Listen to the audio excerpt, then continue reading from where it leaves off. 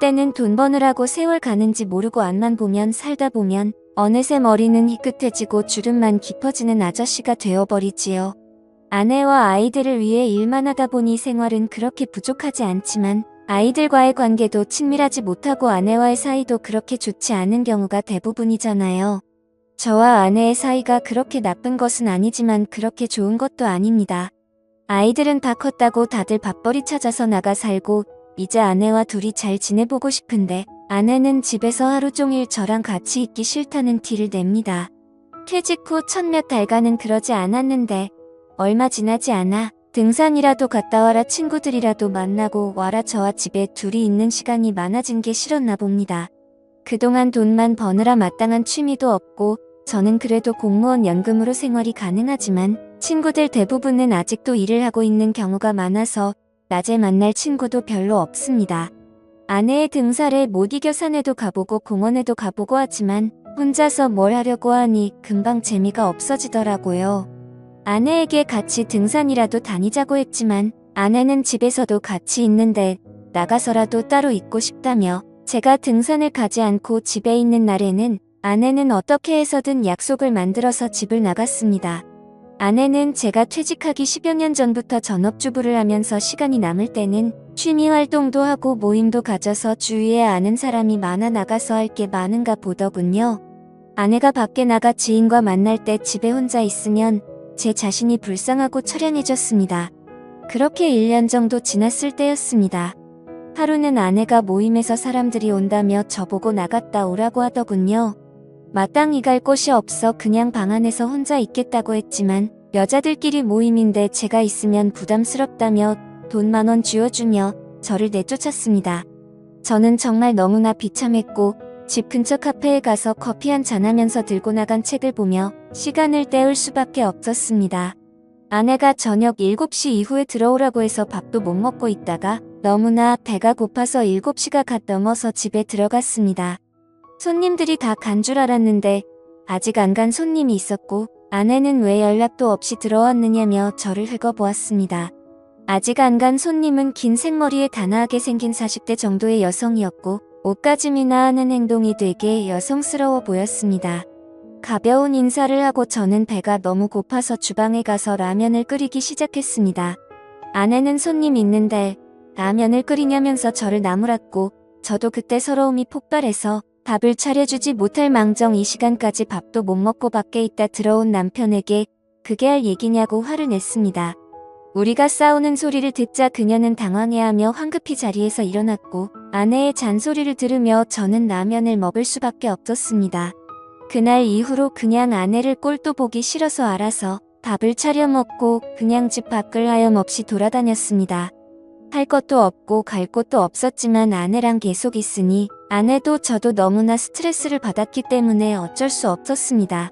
그렇게 몇 주가 흘렀을 때였습니다. 그날도 혼자 걷다가 공원 벤치에 앉아서 멍하니 하늘만 쳐다보고 있었습니다. 그동안 가정을 위해서 열심히 살았는데 퇴직을 하고 나니 찬밥 신세가 된 제 모습이 처량했습니다. 하늘은 막디 맑고 눈부신데 제 삶은 우중충하고 끝을 향해 점점 시들어가는 느낌에 너무나도 슬펐습니다. 계속 그렇게 앉아있다가는 더 우울해질 것 같아서 벤치에서 일어나려 하는데 저 멀리서 단아한 여성이 걸어오는 것이 보였습니다. 마치 영화의 한 장면처럼 그녀가 걸어오는 몸짓 숨결 하나하나가 마치 슬로우 비디오처럼 느껴졌습니다. 왠지 낯설지 않은 그 모습에 넋이 나가 있는데 그녀도 이내 저를 알아본 듯 인사를 했습니다. 그녀는 몇 주 전 집에 남아있던 아내의 손님이었습니다. 서로 짧은 인사를 나누었고 몇 마디 나눈 후에 아쉽지만 그녀를 떠나보낼 수밖에 없었습니다. 그녀와 공원에서 마주친 후로 제 심장이 쿵쾅쿵쾅거리고 설레는 것을 느낄 수가 있었습니다. 마치 제가 젊은 시절로 돌아간 것 같았습니다. 그녀의 단아한 모습과 지나치며 맡았던 그녀의 향기가 잊혀지지 않았습니다. 그날 이후로 매번 그 공원의 그 벤치를 찾아갔습니다. 남는 게 시간이고 아내와 집에 있어봤자 트러블만 생기는 걸 알기에 혹시나 한 번이라도 그녀와 마주치길 기대하면서 그 공원으로 출퇴근을 했습니다. 책과 따뜻한 차를 가지고 가서 몇 시간씩 그 벤치에 앉아 있었습니다. 하지만 한 달이 지나도록 그녀와 다시 마주치는 기회는 없었습니다. 아쉽기는 하지만 딱히 할 것도 없고 공원에 가서 좋은 공기 마시며 따뜻한 햇살 아래에서 책을 읽는 것도 나쁘지 않아서 그 뒤로도 쭉 그 공원을 찾았습니다. 그러다 몇 주 뒤 벤치에 앉아서 책을 읽고 있는데 그녀가 제게 다가와 말을 걸었습니다. 그렇게 기다리던 그녀를 몇 달 만에 다시 보니 너무나도 흥분이 됐지만 티를 안 내려고 애써 태연한 척했습니다. 그녀는 가볍게 인사를 나눈 뒤 그날은 시간이 좀 있는지 제 옆자리에 앉았고 제가 읽던 책에 대해서 물어보았습니다. 그녀도 소설책 읽는 걸 좋아한다고 했습니다. 그동안 돈을 버느라 다른 취미 활동은 할 수 없었지만 출퇴근하는 지하철에서 소설책을 많이 보던 저였기에 책에 대해서 이야기할 것은 많았습니다. 저는 미국 고전 소설을 잘 보는 편인데 그녀는 일본 소설을 좋아하더군요. 서로의 관심책에 대해서 이야기를 하다 보니 시간 가는 줄도 모르고 몇 시간을 이야기했던 것 같았습니다. 어느새 하늘은 알록달록하게 노을이 지고 이제 가야 할 시간이라며 자리에서 일어섰습니다. 저는 아쉬움을 뒤로한 채 그녀를 보내줬습니다. 그 다음 날도 그 다다음 날도 벤치에 앉아서 책을 봤지만 그녀를 볼 수 없었습니다. 집 앞에 중고 서점이 있는데 방문을 했습니다. 그녀가 얘기했던 일본 여작가가 생각이 났고 다행히 그 작가의 소설이 있어서 하나 구입했습니다. 그 책을 읽으니 그녀의 생각이 더 많이 났고 그렇게 그 작가의 소설을 3번째 읽던 때였습니다. 그날은 왠지 아침부터 기분이 좋았는데 그날 다시 그녀를 만날 수가 있었습니다.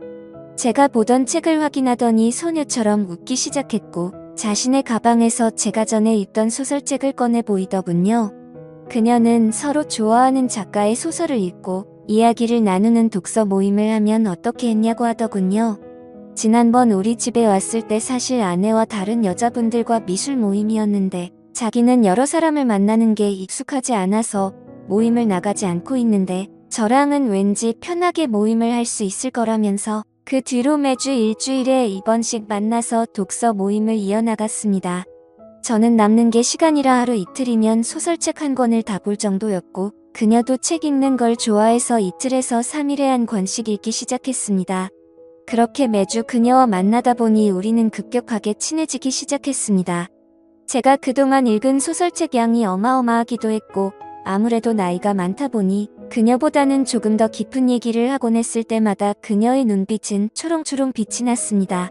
그러다 책을 10권 떼었을 때 그녀가 처음으로 뒤풀이를 하자고 해서 파전집으로 갔습니다. 문학 얘기는 막걸리의 파전과 함께하는 거라며 자기가 대학교 독서 동아리 때는 항상 그랬다고 했습니다. 막걸리를 한잔 할 때마다 그녀는 평소와는 다르게 말이 많아졌습니다. 예전 대학교 때 동아리를 하면서 너무나도 즐거웠던 추억이 요즘 저와 독서 모임을 하면서 다시 느끼고 있다며 좋아했습니다. 그러면서 자기는 지적인 남자가 좋아서 대학교 때도 책을 많이 보는 동아리 선배를 짝사랑한 적이 있었다며 제가 자신과는 다른 견해의 이야기를 할 때는 너무나 똑똑해 보인다고 하더군요. 저 좋으라고 하는 소리였겠지만 은근히 기분 좋고 설레기도 했습니다. 조금 더 취하자 자신의 가정 이야기도 했습니다. 자신은 이혼녀이고 이혼한 지는 5년 정도 됐다고 합니다. 전 남편은 집이 많이 부유했었고 남편과 시댁도 아무런 문제가 없었지만 아이를 낳지 못하는 걸로 갈등이 있었다고 합니다. 기억 후 전 남편은 다른 여자와 바람이 나서 아이를 데리고 왔고 이혼의 대가로 그녀가 지낼 만한 집에 전세금과 생활비 정도의 의자료를 받고 이혼을 했다고 했습니다. 전 남편은 돈 버는 거에만 관심이 많아서 소설책을 읽는 거는 시간 낭비라며 자신을 무시하고는 했는데 요즘은 저랑 이렇게 소설을 읽으니 좋다더군요. 그래도 전 남편과 이혼에 대해서 얘기를 하면서 기분이 좋아지지 않았는지 그녀는 막걸리를 원샷하기 시작했고 그러더니 갑자기 테이블에 머리를 박고 자기 시작했습니다. 저는 10여 분간 그녀를 흔들어 깨웠지만 그녀는 이미 만취 상태였고 어쩔 수 없이 그녀의 지갑에서 신분증을 발견하고 그녀의 집으로 그녀를 데려다 주었습니다.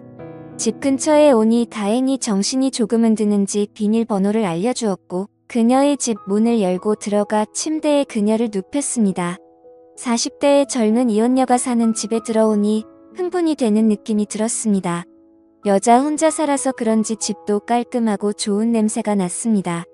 저도 취기가 조금 돌고 있고 그녀도 취해서 얼굴이 붉어져 있어서 더 예뻐 보였기 때문에 고백하고 싶은 마음이 굴뚝 같았지만 그렇게 되면 요즘 삶의 활력소인 그녀와의 독서 모임이 끝날 것 같아서 두려웠습니다. 저는 그녀에게 이불을 덮어주고 집을 나올 수밖에 없었습니다. 다음 독서 모임에 나온 그녀는 그날은 정말 미안하다며 작은 선물도 사왔습니다. 그렇게 독서 모임이 이어나가고 책을 20권 본 날 이번엔 제가 뒤풀이를 하자고 했고 이번에는 조금만 마시기로 했습니다. 우리는 막걸리를 마시며 최근 읽었던 책에 대해 진지한 얘기도 하고 이런저런 얘기도 했고 적당히 취했을 때 그녀의 집 앞까지 같이 걸어갔습니다. 그녀를 들여보내고 돌아서려는데 그녀가 저를 잡았고 집에 좋은 와인을 한 잔 더 하자는 그녀의 말에 저는 설레기 시작했습니다. 그녀는 오랜만에 분위기를 내자며 LP판을 틀었고 우리는 재즈를 들으며 와인을 마시기 시작했습니다. 저를 집으로 초대해 분위기를 잡으며 술까지 마시자는 그녀를 보면 왠지 저를 꼬시는 듯한 느낌이 들었습니다. 하지만 나이 차이도 많이 나고 가정까지 있는 저 같은 남자를 저렇게 단아하고 우아하게 생긴 예쁜 어린 여성이 그런 생각을 한다고 생각할 수가 없었습니다. 그렇게 술이 한 잔 들어가더니 그녀는 저에게 대놓고 얘기를 하더군요. 이렇게 예쁘고 젊은 여성이 혼자 사는 집까지 데려와서 대놓고 꼬시고 있는데 왜 반응이 없냐면서 배시시 웃으며 얘기를 했습니다. 저처럼 나이 많은 사람이랑 괜찮은 건가라고 묻자 그녀는 어차피 자기도 늙고 나중에 썩어 문드러질 몸 한 살이라도 어린 나이일 때 사랑을 나누고 싶다고 했습니다. 그러면서 저는 나이는 많지만 아는 것도 많고 연륜도 많은 게 오히려 더 매력이 있다며 한 번만 더 망설이면 자기처럼 어리고 예쁜 여자를 만날 기회가 이제는 없을 거라며 저를 놀리는 농담을 했습니다. 저도 이제는 더 이상 망설이고 체면 차릴 필요가 없다 생각해서 그녀의 제안을 수락했습니다. 그녀는 단아한 외모와는 다르게 엄청 적극적이었습니다. 솔직히 나이가 들어서 심장이 두근거릴 거라고는 생각조차 못했는데 그날 이후로 정말 엄청나게 심장이 두근거리더라고요. 사실 젊은 사람들에 비해서 체력이 많이 부족해진 탓에 그녀가 실망할까봐 걱정도 했지만 그녀는 오히려 저를 위로해줬습니다. 그런 그녀를 바라보고 있으면 너무나도 사랑스럽습니다. 젊은 그녀와 연애를 하다 보니 매일매일이 즐겁고 활기찹니다. 퇴직 후 사회에서 소외되었다는 우울함과 퇴직 후 아내의 잔소리와 무시로 인해서 위축됐던 제 삶과 몸이 그녀와 사랑을 나누면서 제 삶도 행복도 너무나 커지고 있습니다. 제 또래에 위축된 많은 대한민국의 퇴직남들이 저처럼 좋은 기회에 다시 사랑을 하며 행복한 생활을 할 수 있는 제2의 인생이 꼭 있기를 바라겠습니다. 지금까지 제 사연을 들어주셔서 감사드립니다. 구독과 좋아요 부탁드려요. 감사합니다.